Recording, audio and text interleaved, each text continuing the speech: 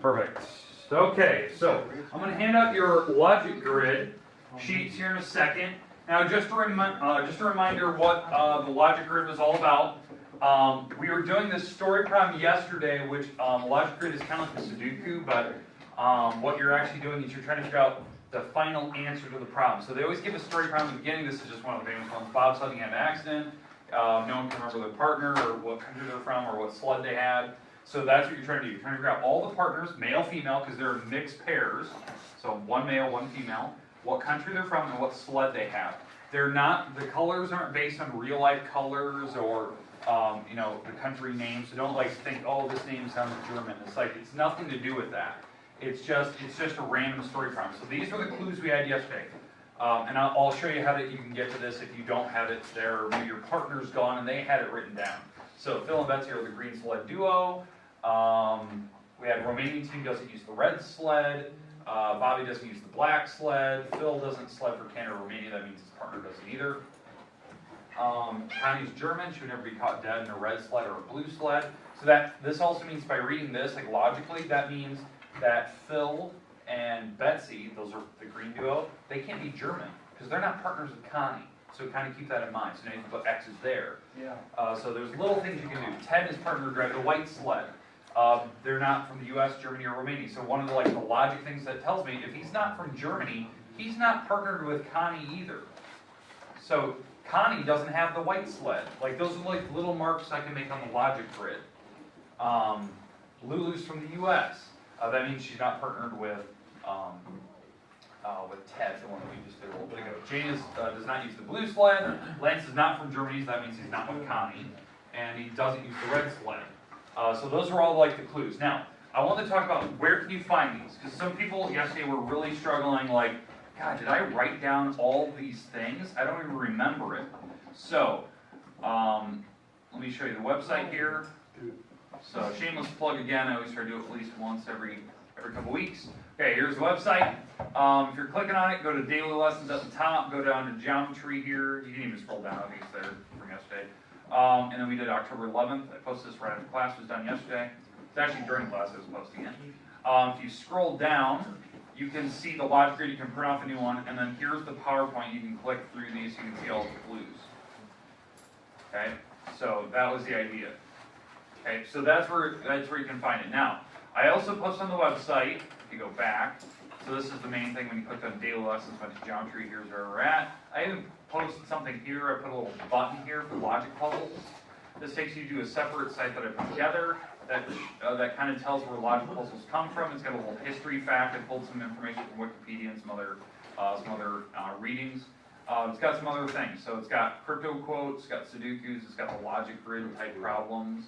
So you can click on these, it'll take you to anything that you want. These take some serious logic, especially like crypto quotes. Crypto code takes some serious logic. These letters you don't like re-scramble, it's not an anagram where you rearrange all the letters. This letter I stands for a different letter of the alphabet, and it can't be an I. So what are words that start with one letter that aren't I? Yeah, so it's probably A. So you're going to go through the whole puzzle and replace all the I's with A's. That's how crypto code works. It takes serious logic.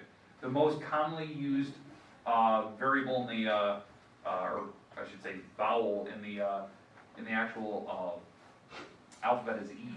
So like, just thinking about that. Or if two letters are back to back, it's probably an S or a T or an L. That's just like little things you should be thinking about. But seriously, so I put these together, you can kind of look that up, but that's for if you're kind of interested, I kind of put those together. But again, if you need the clues today, they're right here. I'm going to give you about 10 to 15 minutes today to kind of work on your puzzle, your grid. Let's see if we can get down to the final answer. I think some people were almost nearly done. If you want me to double check your answer today to see if you're actually done and it makes sense to you, that's fine, I'll help you out. Okay, and I can double check it for you. But I'm going to give you about 10 to 15 minutes right now to kind of work on your logic grid. Let's see if we can wrap these up. So England, you guys group.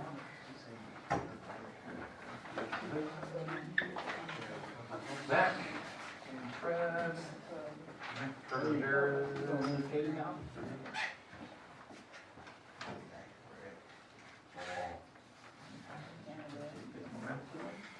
Taylor. All right, there you go. So, okay, so everyone's got their logic grid. Your goal today is to see if you can get the pairs. Now remember, on the logic grid itself, let me pull up the copy here.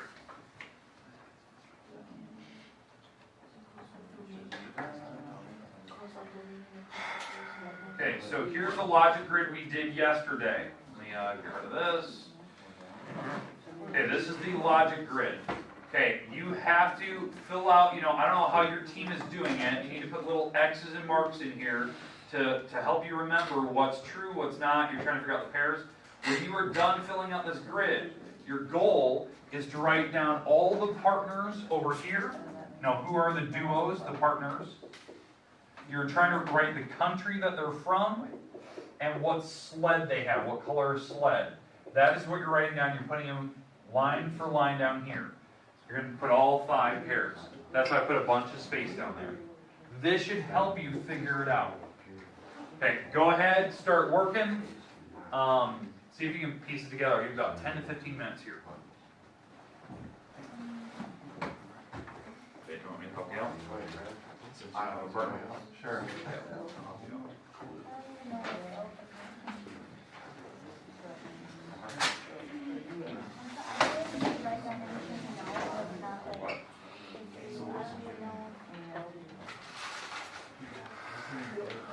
Okay, so here we go. All right, we're based on logic, so that's what we've been dealing with. Well, we got to come back full circle to talk about a couple words that we introduced earlier this week. I think it was like Tuesday this week we introduced some words. Okay? No, Friday. It was last Friday when we introduced some words. So we talked about conditional statements, right? Conditional statements are statements that have an if-then in them. So if this, then this. I think the examples I used in class on Friday last week are like, if it's raining, then we're canceling the game.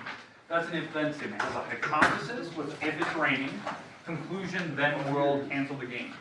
Okay, so those are the 2 parts. The things that I wanted to discuss today was when we did this activity with all the different drivers of those sleds and all the countries, there was 2 things I wanted you to get from that. What a conjunction is and a disjunction. That's our goal today. If you walk out of here and you know what these 2 words are today, I'll be more than happy. Okay, that's what I want you to get from this, especially those activities we were doing.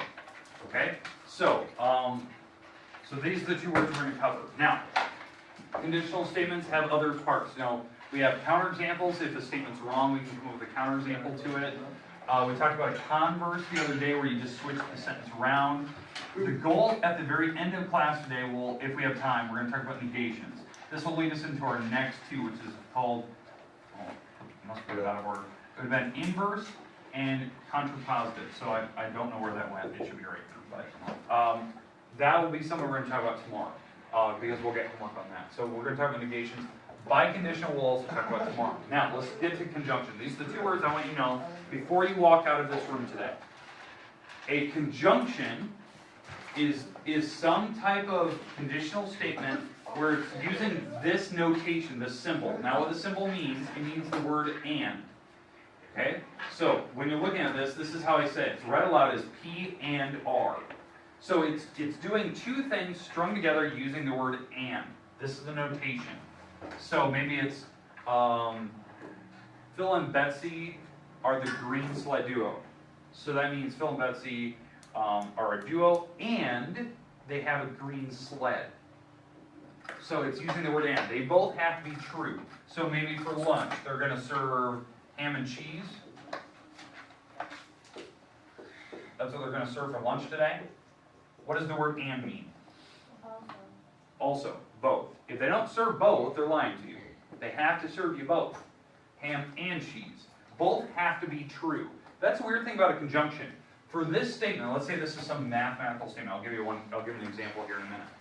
For this statement to actually be true, both of these parts, whatever these statements are, P and R, they're just mathematical statements, they both have to be true at the same time.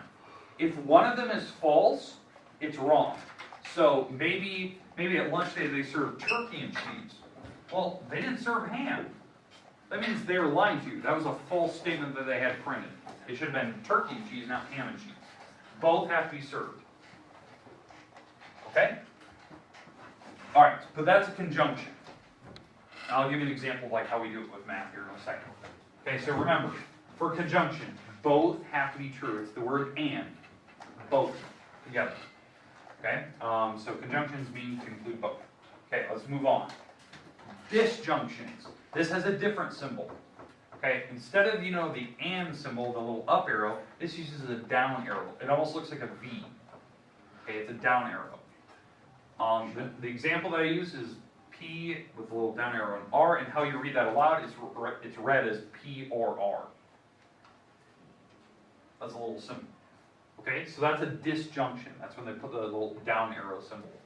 Okay, for this to be a true statement, one has to be true. So maybe they say they're going to serve ham and cheese sandwich, or salad. Well, if they use the word or this has to be true. One of them. As long as they're serving one or the other, you're totally fine.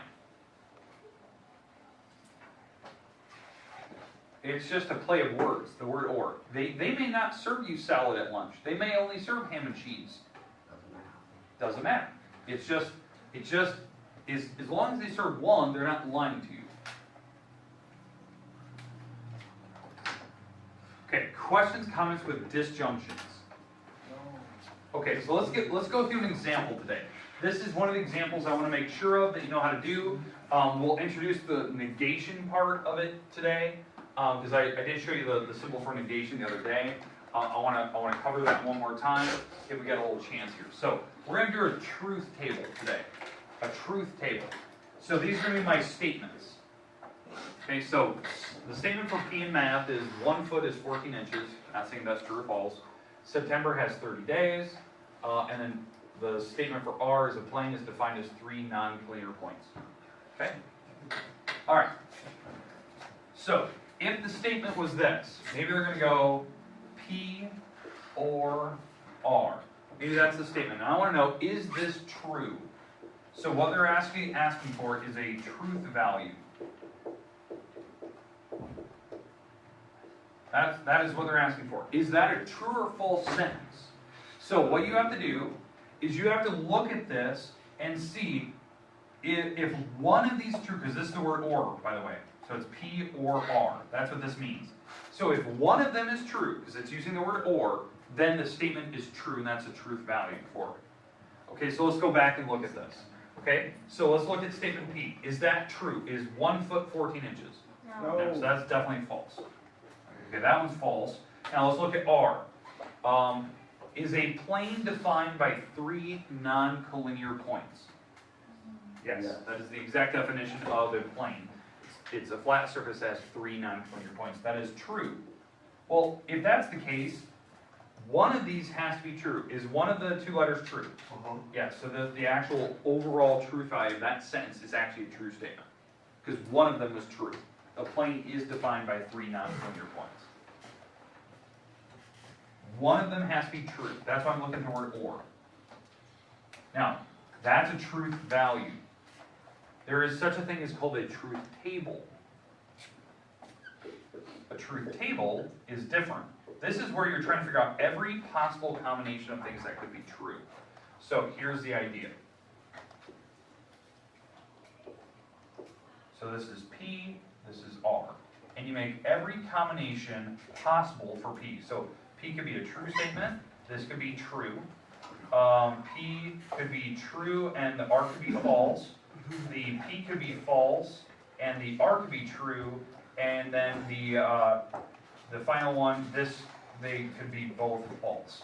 So that's every combination that could possibly work. Okay, it's true, true, true, false, false, true, false, false. So how I always remember this is it's trues, falses, true, false, true, false. That's just how I remember that. It gives me every combination that could possibly happen. If this is the case, and we're using the word or, P or R, right? That's a little B. If one of these is true, the overall answer to that sentence would have been true. This is what a truth table does. It gives you every combination. If one of those is true, it's automatically true. Well, they're both true. One of these is true, it's true. If one of these is true, it's true. If one of these is true, it's true. So this would actually be the false statement, right? Because they're both false. One of those happens to be right. In fact, by looking at this sentence, it was true, it was false, true. This was the actual one that represents my story. P or R. That's one that represents my real answer. So the overall truth value is this thing. Now, looking at this, is that a conjunction or disjunction? That's a disjunction, right? They use the word or, it's a disjunction, it has a little V. How I remember this is going to look really silly. How I remember about disjunctions versus conjunctions, it's the word and or.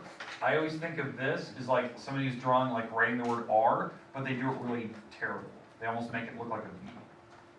I've seen people, like when they write R's, they write it like that. It looks like a V. That's how I just remember if that's a disjunction or not. So it's using the word R. For the conjunction, maybe it's this. That's a conjunction. That's using the word and. Well, you have to look at the truth value of them, both. So one's false, the other one's true. With the word and for conjunction, are they both true? Are they both true? Is this one true, is that one true? No. No, so this would be a false statement. That would be the overall answer to that problem. This, if it's using the word and, they both have to be true. Well, they're false. So on that sentence, if I go back to this truth table, the one that represents this is actually the, well, since it's using the word and, there would be a bunch of falses in here. Because if they both have to be true to be a true statement when it's using the word and. So there's only one way that it could be a true statement, if they're both true. Everything else would be false automatically. They're lying to you, because they're saying and, but they're not giving you both.